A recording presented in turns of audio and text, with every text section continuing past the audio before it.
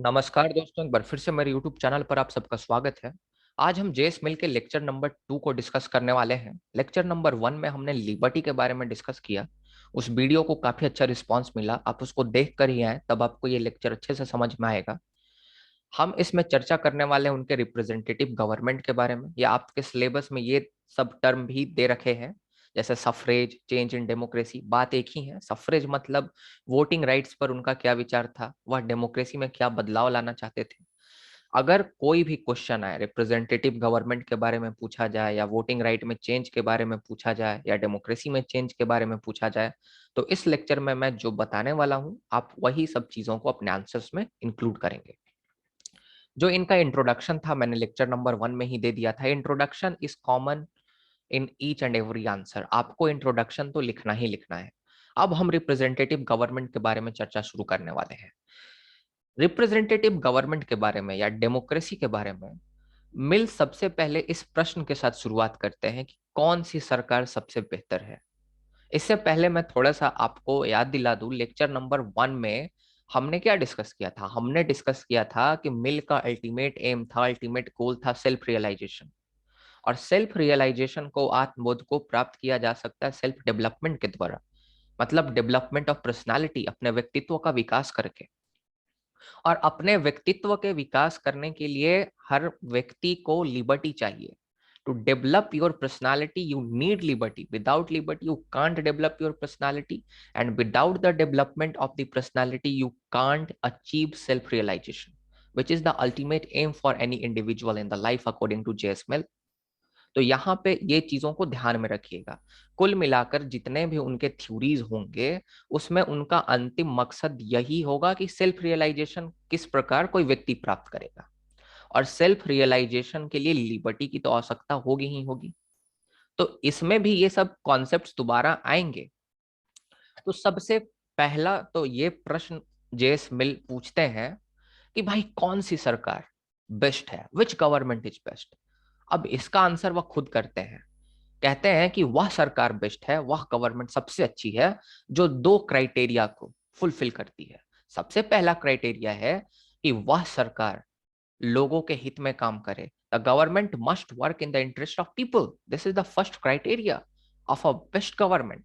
And second criteria, जो सरकार है वह लोगों के मॉरल और इंटेलेक्चुअल क्वालिटीज को इंप्रूव करे।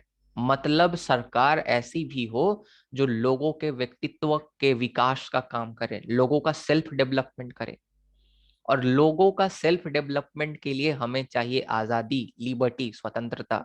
मतलब हमें ऐसी सरकार चुननी चाहिए जो कि हमारे हित में काम करे और साथ ही साथ हमें लिबर्टी भी दे। क्योंकि जब तक सरकार लिबर्टी नहीं देगी, हम अपने व्यक्तित्व का विकास कैसे कर पाएंगे। इसीलिए वह लिखते हैं कि सरकार ऐसी भी होनी चाहिए कि जो इंटेलेक्चुअल और मॉरल क्वालिटी को हमारे इंप्रूव करने का काम करे। इनडायरेक्टली वह कह रहे हैं कि ऐसी सरकार चाहिए हमें जो हमें लिबर्टी प्रोवाइड करे, स्वतंत्रता दे। मिल ये कहते हैं कि जो पहला क्राइटेरिया है वह बहुत सारे गवर्नमेंट फुलफिल करते हैं। इवन जो एक राजतंत्र होता है, मोनार्की होता है, मोनार्की भी लोगों के हित में काम करती है। एग्जाम्पल दे दूं, एग्जाम्पल बहुत सारे हैं। जैसे विक्टोरिया हो गई, जो महारानी थी इंग्लैंड की, एलिजाबेथ वन हो गई। इन्होंने बहुत अच्छे अच्छे काम किए अपने समाज में लोगों के लिए। अगर एक और फॉर्म ऑफ गवर्नमेंट का एग्जांपल दूं, अगर डिक्टेटरशिप की भी अगर बात की जाए, तो डिक्टेटरशिप भी ऐसा हो सकता है कि वह लोगों के हित में काम करे। मतलब बोलने का ये है कि पहला क्राइटेरिया तो बहुत सारे फॉर्म ऑफ गवर्नमेंट फुलफिल कर सकते हैं। एग्जाम्पल के तौर पर Napoleon Bonaparte was a dictator but was working in the interest of French people। फ्रांसीसियों के हित में काम करते थे वे। और भी बहुत सारे हमारे सामने एग्जाम्पल हैं डिक्टेटर्स के, जो कि लोगों के हित में जिन्होंने काम किया है। तो इससे ये पता चलता है कि पहला क्राइटेरिया तो बहुत सारे गवर्नमेंट फुलफिल कर सकते हैं, लेकिन दूसरा क्राइटेरिया सब फुलफिल नहीं कर सकते। डिक्टेटरशिप में और मोनार्की में आपको स्वतंत्रता नहीं मिलेगी, लिबर्टी नहीं मिलेगी। और लिबर्टी नहीं मिलेगी तो सेल्फ डेवलपमेंट नहीं होगा, आप अपने गोल तक पहुंच नहीं पाएंगे। इसीलिए जे स्मिल कहते हैं कि एक ऐसी भी सरकार है जो कि दोनों क्राइटेरिया को फुलफिल करती है, दैट इज डेमोक्रेसी। इसीलिए democracy best form of government है। क्राइटेरिया नंबर 1 को भी फुलफिल करती है और क्राइटेरिया नंबर 2 को भी फुलफिल करती है। डेमोक्रेसी हमें आजादी भी देती है, स्वतंत्रता भी देती है। डेमोक्रेसी हमें स्वतंत्रता क्यों देती है? Because in democracy the government is elected by us, the government is elected by people, and therefore the government has the moral responsibility. There is the obligation upon the government that it should give liberty to its citizens. तो मेरे ख्याल से आपको ये समझ में आया होगा। तो इसीलिए जो डेमोक्रेसी है, डेमोक्रेसी कहते हैं कि democracy is the best form of government. Why? Because democracy is fulfilling both the criterias. अब डेमोक्रेसी में कौन सी डेमोक्रेसी बेहतर है? अब डेमोक्रेसी भी तो डायरेक्ट डेमोक्रेसी होती है, इनडायरेक्ट डेमोक्रेसी होती है। इनडायरेक्ट डेमोक्रेसी के भी बहुत सारे आपके क्लासिफिकेशन हो सकते हैं। तो मिल कहते हैं देखो, डायरेक्ट डेमोक्रेसी तो बेहतर होगी but direct democracy is not possible. Direct democracy आज के युग में जहां जनसंख्या बढ़ रही है तेजी से, वहां डायरेक्ट डेमोक्रेसी होना पॉसिबल नहीं है। Because the modern nation state according to Mill is not same as ancient Greek city states. The population of ancient Greek city states were less. जो ग्रीस में जो वहां छोटे छोटे राष्ट्र राज्य थे, जो ग्रीक स्टेट्स थे, सिटी स्टेट्स थे, जिनको हम पोलिस कहते हैं, जहां डायरेक्ट डेमोक्रेसी हुआ करती थी, वहां की जनसंख्या कम थी। आज के जो राष्ट्र राज्य हैं वहां की जनसंख्या काफी अधिक है। इसीलिए हम डायरेक्ट डेमोक्रेसी को लागू नहीं कर सकते, बहुत टफ काम होगा।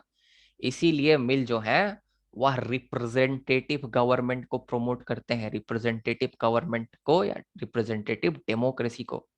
इसीलिए मिल के अनुसार बेस्ट फॉर्म ऑफ गवर्नमेंट क्या है? डेमोक्रेसी। डेमोक्रेसी के अंतर्गत भी कौन सा बेस्ट है?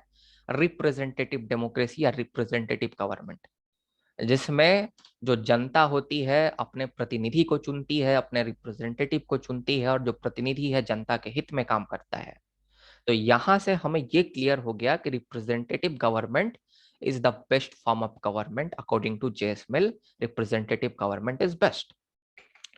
नाउ आगे अगर हम देखें तो आगे जे एस मिल कहते हैं कि देखो भाई, रिप्रेजेंटेटिव गवर्नमेंट ऐसा नहीं है कि दूध का धुला है, ये सबसे सुपर है, सुपीरियर है, नहीं। रिप्रेजेंटेटिव गवर्नमेंट में भी कमियां हैं, और रिप्रेजेंटेटिव गवर्नमेंट की कमियों को हमें दूर करना पड़ेगा। और उस कमियों को दूर करने के लिए वह कुछ हमें उपाय बताते हैं। कहते हैं कि अगर आपको एक बेहतर रिप्रेजेंटेटिव गवर्नमेंट चाहिए तो आपको सबसे पहले लिमिटेड गवर्नमेंट के कॉन्सेप्ट को लागू करना पड़ेगा। Limited government is such kind of government which is acting according to rules and regulation of the constitution. जो लिमिटेड गवर्नमेंट होती है, ऐसी सरकार होती है जो कि संविधान के अंतर्गत कार्य करती है, कानूनों के अंतर्गत कार्य करती है, विधि के शासन के द्वारा कार्य करती है। इसीलिए जो रिप्रेजेंटेटिव गवर्नमेंट को हम चुने वह लिमिटेड गवर्नमेंट के कॉन्सेप्ट पर होना चाहिए। दूसरा ये हमें कहते हैं कि रिप्रेजेंटेटिव गवर्नमेंट ऐसा होना चाहिए जो शॉर्ट टर्म गोल और लॉन्ग टर्म गोल दोनों को ध्यान में रखे। क्योंकि बहुत सारे ऐसे रिप्रेजेंटेटिव गवर्नमेंट्स हैं जो कि अपने फायदे के लिए शॉर्ट टर्म गोल्स को प्रमोट कर देते हैं। बिजली फ्री, अब बहुत सारी चीजें आप समझ सकते हैं। तो इसीलिए रिप्रेजेंटेटिव गवर्नमेंट ऐसा हो जो शॉर्ट टर्म गोल और लॉन्ग टर्म गोल दोनों को लेकर साथ में चले, ताकि एक एक विजनरी रिप्रेजेंटेटिव गवर्नमेंट चाहिए, भविष्य को देखते हुए वह कार्य करे। और तीसरा कहते हैं कि रिप्रेजेंटेटिव गवर्नमेंट बेहतर तब होगी जब लोगों के पार्टिसिपेशन से वह चुनी जाएगी, मतलब अधिक से अधिक लोगों के पास वोटिंग राइट होगा, अधिक से अधिक लोग पॉलिटिकल प्रोसेस में पार्टिसिपेट करेंगे, एडल्ट फ्रेंचाइज होगा वहां पर। तब अगर हम रिप्रेजेंटेटिव गवर्नमेंट को चुनते हैं तो वह रिप्रेजेंटेटिव गवर्नमेंट बेहतर होगी। कमियां जो है रिप्रेजेंटेटिव गवर्नमेंट की, उनको कम किया जा सकता है। और जब पॉलिटिकल पार्टिसिपेशन की वह बात करते हैं तो वह महिलाओं को भी इंक्लूड करते हैं। हम उनके सब्जेक्शन ऑफ वुमेन को पढ़ने वाले हैं अगले लेक्चर में। तो ये आपको यहां से समझना है कि ये तीन ऐसे क्राइटेरियाज हैं जो कि रिप्रेजेंटेटिव गवर्नमेंट की कमियों को दूर करने में कुछ हद तक कामयाब होंगे। Despite the representative government is best according to J.S. Mill, but there are some of the problems, and therefore to solve those problems, to rectify those problems, J.S. Mill is suggesting us some of the solutions, and there are 3 solutions which I have represented here. अब आगे अगर हम देखें तो यहाँ तीसरा point देखिए, यहाँ कनेक्ट करके चलना है। यहाँ मैंने कहा ना कि एडल्ट फ्रेंचाइज होना चाहिए, सबको वोटिंग राइट होना चाहिए। तो अब यहाँ ये आपको देखना है कि रिप्रेजेंटेटिव गवर्नमेंट में जो वोटिंग राइट की वह बात कर रहे हैं, वोटिंग राइट एब्सोल्यूट नहीं है, मतलब कि सबको वोटिंग राइट दे दो, ऐसा नहीं है ना। यूनिवर्सल एडल्ट फ्रेंचाइज की वह बात नहीं कर रहे हैं। हम मताधिकार छीन भी सकते हैं लोगों से, पर किन लोगों से छीनना है? तो हमें मताधिकार उन लोगों को नहीं देना है जो कि टैक्स पे नहीं करते, जो कर नहीं चुकाते। अब आप ये बताइए, गरीब टैक्स देता है? गरीब देता होगा इंग्लैंड में टैक्स उस टाइम में? इसका ये मतलब है कि जेस मिल यहाँ पर क्लास बायस्ड थिंकर है। ये सब चीजों को समझते चलना है। जेस मिल अगर महिलाओं को भी अगर मताधिकार देने की बात कर रहे हैं, तो अमीर महिलाओं को, जिनके पास प्रॉपर्टी है, जो टैक्स पे करते हैं, और जो गरीब हैं बेचारे, काम करते हैं, लेबर ग्रेड के लोग हैं, उनको तो कहते हैं तुम टैक्स नहीं देते हो, तुम कहां से वोट दोगे? नहीं। तो इसीलिए मैं कह रहा हूं कि इनका जो पॉलिटिकल पार्टिसिपेशन का जो अवधारणा है, आगे हम देखेंगे, क्रिटिसाइज करते हैं लोग इनको कि जेएस मिल क्लास बायस्ड थिंकर थे, जेएस मिल सबको इक्वल नहीं मानते, जेएस मिल जो ऊपर जो एफ्लुएंट क्लास है उनकी बात कर रहे हैं। तो इस चीज को आपको समझना है। तो जो नॉन टैक्स पेयर हैं उनको वोट का अधिकार देने के पक्ष में नहीं है। हाँ, एक कंडीशन बताते हैं कि अगर नेचुरल क्लाइमेटी आ गई, अगर कोरोना आ जाता उस टाइम में, तो कहते हैं कि ठीक है, चलो भाई, इस समय बहुत सारे टैक्स पेयर पहले से थे, लेकिन अभी स्थिति काफी कंगाली की है, इसीलिए इन्होंने इस बार टैक्स नहीं दिया, चलो वोटिंग राइट दे दो, इसको एक्सेप्शन मान लिया जाता। और दूसरे वे लोगों को वह कहते हैं कि वोटिंग राइट्स नहीं देना चाहिए जिनको सरकार एक्स्ट्रा बेनिफिट देती है। संकट के समय भी सरकार इनको एक्स्ट्रा बेनिफिट देती है, क्योंकि अगर सरकार इन लोगों को फेवर करती है तो आम बात है कि अगर ये वोट देंगे तो वही सरकार के लिए वोट देंगे, और जो बदलाव जो सरकार में जो लाने की बात होगी वह हो नहीं पाएगा। तो इसीलिए वह कहते हैं कि इन 2 लोगों को वोटिंग राइट मत दो, नॉन टैक्स पेयर्स को, और दूसरा जिनको सरकार जो है एक्स्ट्रा बेनिफिट दे रही है उनको भी वोटिंग राइट नहीं देना चाहिए। अब आगे हम बात करेंगे। जेस मिल ये कहते हैं कि डेमोक्रेसी जो है वह लोगों को खुश रखती है। अब मैंने बताया ही क्यों खुश रखती है। डेमोक्रेसी इसलिए खुश रखती है क्योंकि डेमोक्रेसी में हमें लिबर्टी है, आजादी है, स्वतंत्रता है, हमारे अधिकार है, हम खुली हवा में सांस ले सकते हैं। तो इसी कारण से जेस मिल कह रहे हैं कि डेमोक्रेसी लोगों को खुश रखती है। लेकिन आप एक बार रिप्रेजेंटेटिव गवर्नमेंट को चुनकर सो ना जाए, इसकी हिदायत भी हमें जेस मिल दे रहे हैं। आपने एक बार वोट किया, उसके बाद आप जाकर सो जाइए। अगर आप सो जाएंगे तो जो डेमोक्रेसी आपको खुश रख रही है, हो सकता है कि वही डेमोक्रेसी आपको दुखित कर दे। आपको जो है डेमोक्रेसी अर्थात रिप्रेजेंटेटिव गवर्नमेंट के साथ आपको साथ में काम करना है। आपका बस काम वोट देना नहीं है। वोट देने के बाद भी नागरिक के तौर पर आपके कुछ दायित्व बनते हैं, आपका कुछ रिस्पॉन्सिबिलिटी है, आप पर कुछ ऑब्लिगेशन है। कौन सा ऑब्लिगेशन है आपके ऊपर? Self help character. आपको स्वयं की मदद करनी है। आपको ये देखना है हम अपने भविष्य में किस तरह से कामयाब होंगे। अगर आप कुछ कामयाब होते हैं तो उसे थोड़ा बहुत समाज की भी मदद करनी है। टैक्स देना है सरकार को। ऐसा नहीं कि सरकार चुन दिया, अब सरकार हमें सरकारी नौकरी देगी, सरकार हमें पैसे देगी, सरकार हमें फ्री का खाना देगी। This is not good. ये आपको हैंडीकैप बना देगा। तो ऐसा जेस मिल कह रहे हैं। अब इस पे कोई गुस्सा होने वाली बात नहीं है। This is not my personal opinion. मैं इस प्रकार से इसलिए बोलता हूं ताकि मैं वो जो सोचते थे ना, मैं उसको अच्छे से व्यक्त कर पाऊं, इसलिए थोड़ा जोश में बोलता हूं। ऐसा नहीं कि मेरा ऐसा कोई विचार है कि सरकार कोई फ्री की चीज दे रही है तो मैं उसके खिलाफ हूं, ऐसा मत सोचिएगा। तो ये बात कहते हैं जेसमिन। और दूसरा बात कहते हैं कि जो जनता है, जनता के पास इतनी शक्ति भी होनी चाहिए कि वह जो संस्था है रिप्रेजेंटेटिव गवर्नमेंट को उनको प्रिजर्व करके रख सके। इसका मतलब अगर सरकार की कोई संस्थाएं अगर अनैतिक काम कर रही हैं तो जनता के पास इतनी शक्ति होनी चाहिए, इतना ताकत होना चाहिए, इतना क्षमता होना चाहिए कि जनता उस इंस्टीट्यूशन को क्वेश्चन करे। अगर आज सरकार के कोई भी संस्थान अगर सही से कार्य नहीं कर रहे तो हमारा दायित्व है, अकॉर्डिंग टू जे स्मिल, हमें क्वेश्चन करना चाहिए, सरकार से प्रश्न कीजिए, वरना सरकार जो है वह रिप्रेजेंटेटिव गवर्नमेंट से डिक्टेटर गवर्नमेंट बन जाएगी और आपकी खुशियां छीन लेगी, आपकी स्वतंत्रता छीन लेगी। आप जाइएगा कुछ काम करने, मॉब लिंचिंग कर दिया जाएगा, बड़ा दिक्कत है।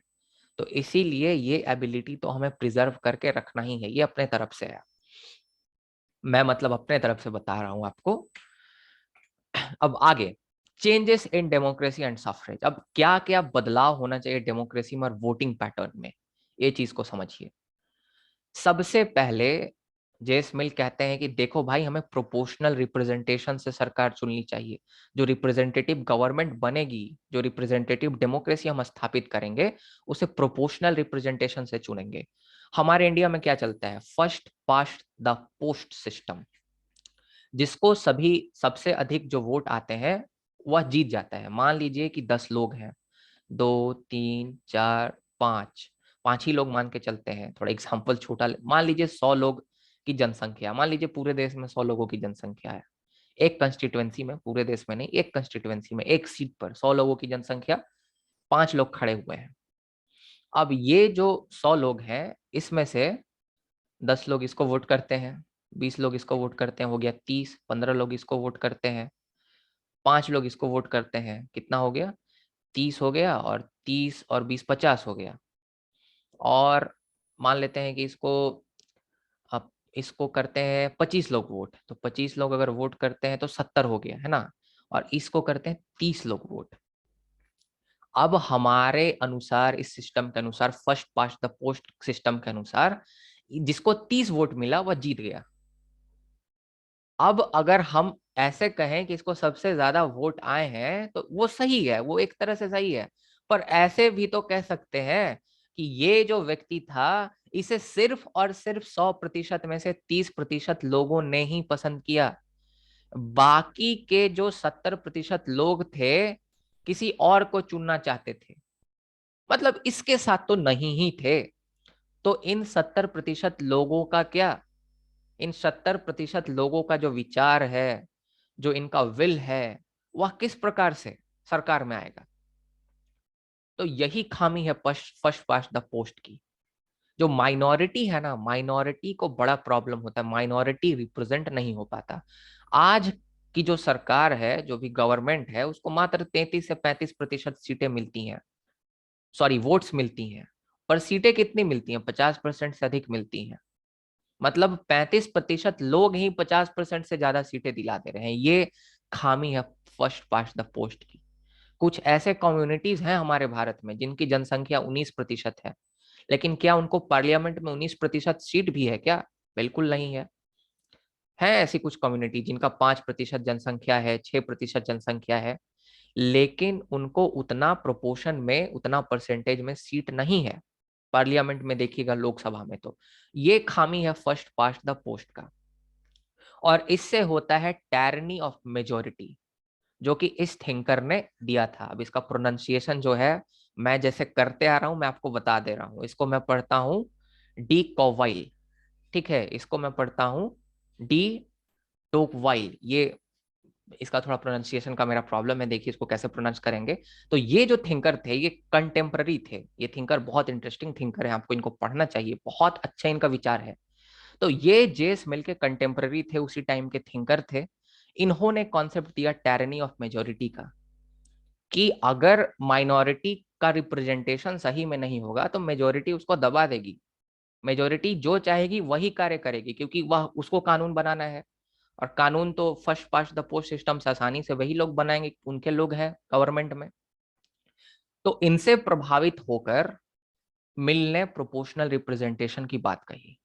और सर थॉमस हैरे, बहुत फेमस है, इनका नाम आपने सुना होगा, इनका एक बुक है मशीनरी ऑफ रिप्रेजेंटेशन।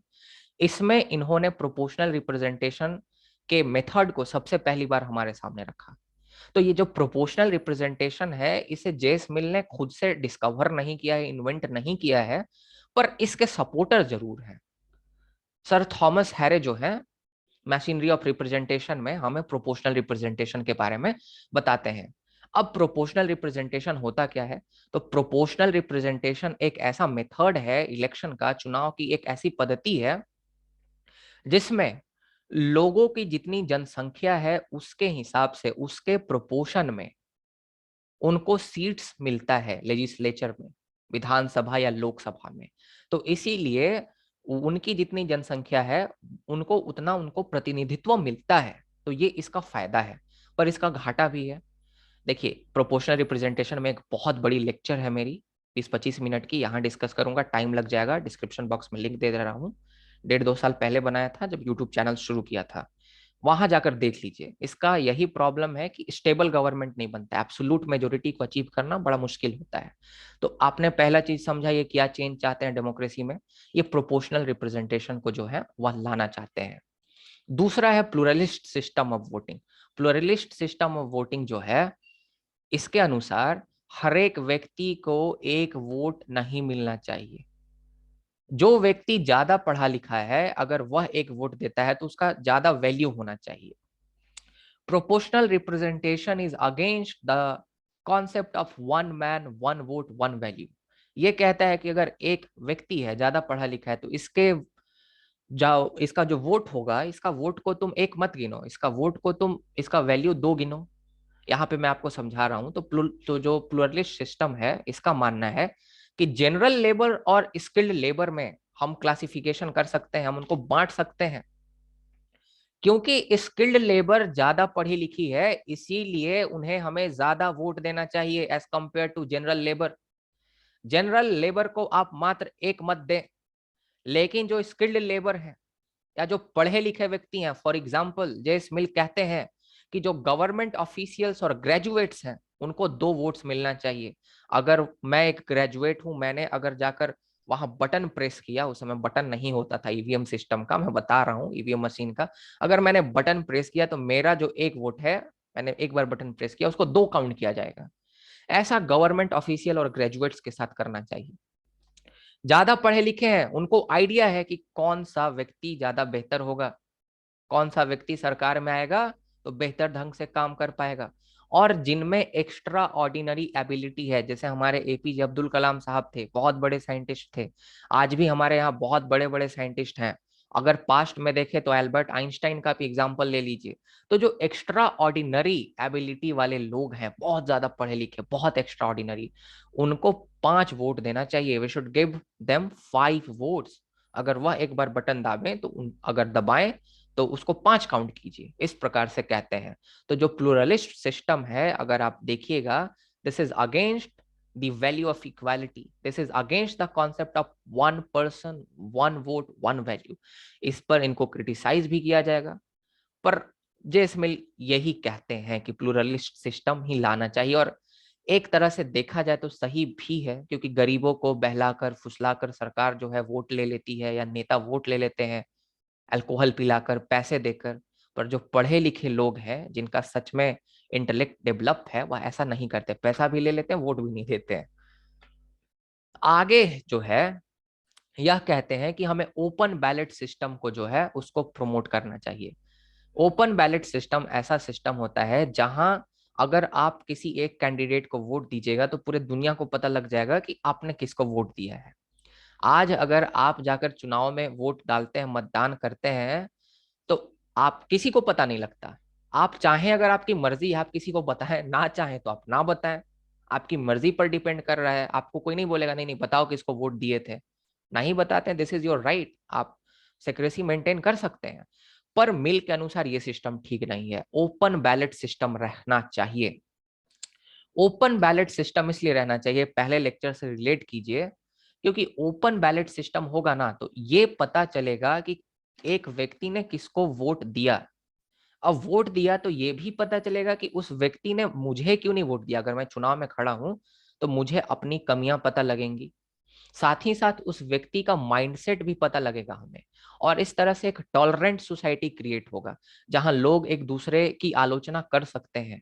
ऐसा नहीं कि अगर आप किसी के बारे में खराब बोल दिए या अगर आपने उसको वोट नहीं किया तो फिर पंगा हो गया, फिर बाद में वो आपको देख लेगा। ऐसा सोसाइटी नहीं होना चाहिए, टॉलरेंट सोसाइटी होना चाहिए। और इससे freedom of speech and expression भी प्रमोट होगा, जो कि मिल के अनुसार सबसे इंपॉर्टेंट लिबर्टी है।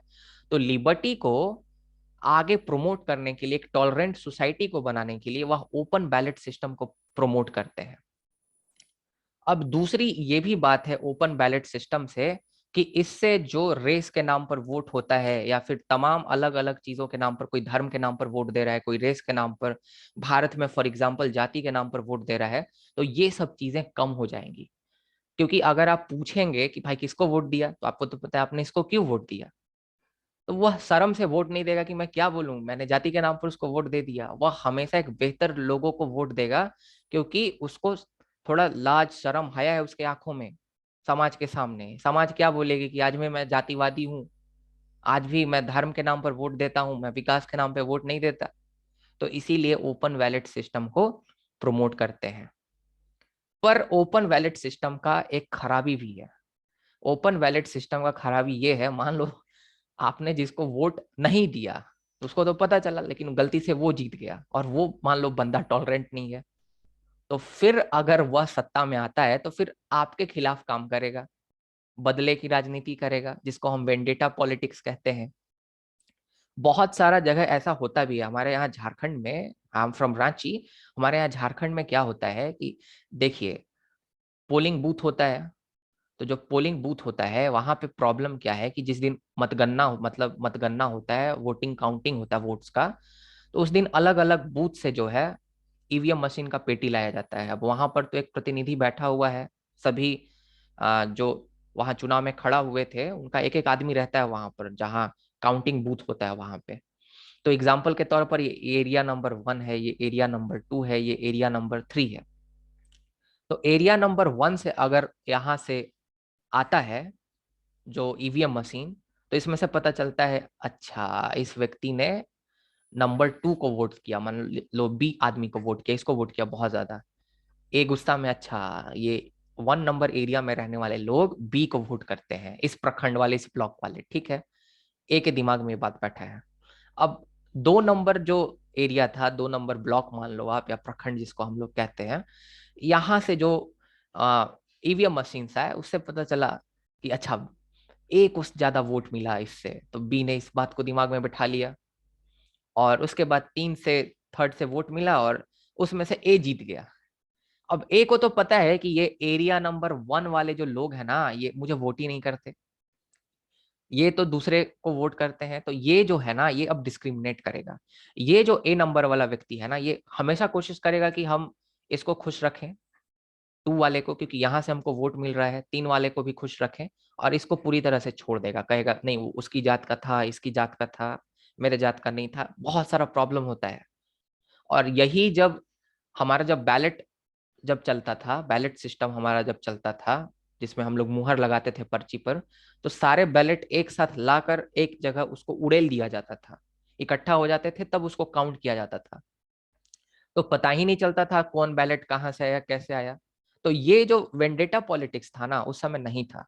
तो बहुत बार यूपीएससी में ये क्वेश्चन आया है कि ईवीएम मशीन आने के कारण क्या क्या बुरा इम्पैक्ट पड़ा है हमारे डेमोक्रेसी पर। तो एक ये बहुत बड़ा इम्पैक्ट है, बुरा इम्पैक्ट अगर आप देखिए तो, जहां वेंडेटा राजनीति शुरू हो गई है ना। तो ये चीज को आपको समझना पड़ेगा। तो ये ओपन बैलेट सिस्टम वाला मैंने आपको यहीं पे समझा दिया, वेंडेटा पॉलिटिक्स, क्योंकि इसका क्रिटिसिज्म आगे आएगा, तो यहीं पे मैं समझा देता हूँ।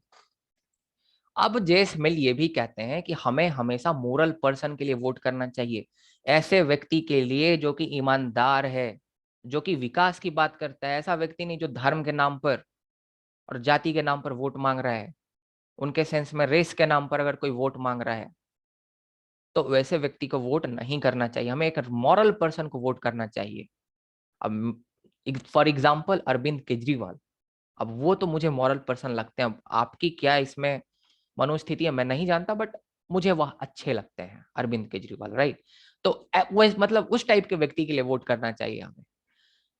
अब आगे अगर देखा जाए तो रिप्रेजेंटेटिव गवर्नमेंट ही क्यों बेहतर है, ये मैंने आपको पहले बता दिया। रिप्रेजेंटेटिव गवर्नमेंट को इसलिए बहुत ज्यादा सपोर्ट करते हैं मिल, because representative government is going to provide you maximum liberty, and if you are getting the maximum liberty, you can have the self development, you can develop your personality, and once you will able to develop your personality, you can achieve the self realization, and that self realization is the ultimate goal of the life according to J. Smith. So therefore the representative government is best. ये तो मैंने आपको शुरू में ही बता दिया।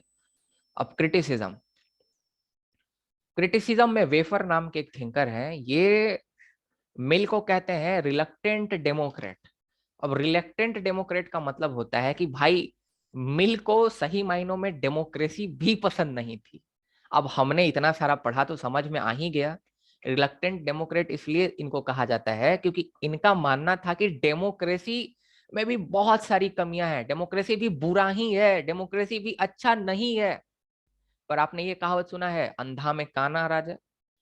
अंधा में जो काना होता है ना, उसको राजा बनाया जाता है, क्योंकि सब तो अंधे हैं, कम से कम वो काना तो है, देख तो सकता है थोड़ा बहुत। तो इसीलिए ये जो है सब बुरे ऑप्शन में सबसे कम बुरा ऑप्शन है। डेमोक्रेसी सबसे कम बुरा ऑप्शन है हमारे लिए, और कोई ऑप्शन है नहीं। इसीलिए हमें डेमोक्रेसी के साथ जाना चाहिए अकॉर्डिंग टू जे स्मिथ।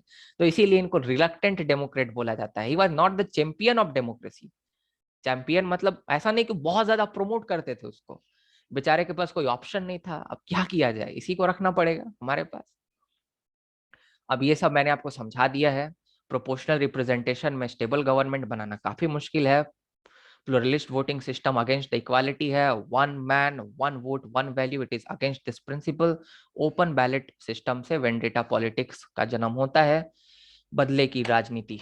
तो यही था हमारे तरफ से आज के लिए। तो चैनल को सब्सक्राइब जरूर करके जाइएगा, अगला लेक्चर ऐसे ही आ रहा है। अगर हाँ नोट्स खरीदना चाहते हैं किसी भी सेमेस्टर का, कोई भी थिंकर का, बहुत ही जेन्युइन प्राइसेस में आप खरीद सकते हैं। और अगर डिसेबल है, अगर आपको कोई समस्या है, अगर आप फिजिकली डिसेबल हैं, अगर आप बीपीएल परिवार में आते हैं, तो आप मुझे अपना सर्टिफिकेट भेज सकते हैं, अपना कार्ड भेज सकते हैं। वैसे नोट्स बहुत सस्ते हैं, कोई भी व्यक्ति, गरीब से गरीब व्यक्ति उसको खरीद लेगा, क्योंकि 11-12 थिंकर या बहुत सारे थिंकर मिलाकर मैं 150 रुपये चार्ज करता हूँ। एक थिंकर का 25-30 रुपये, उसमें बहुत सारा नोट्स रहता है, बहुत सारा कंटेंट होता है, प्रीमियम कंटेंट। ये तो बस ये कॉन्सेप्ट है, माइंड मैप इसको आप कह सकते हैं आंसर राइटिंग के लिए।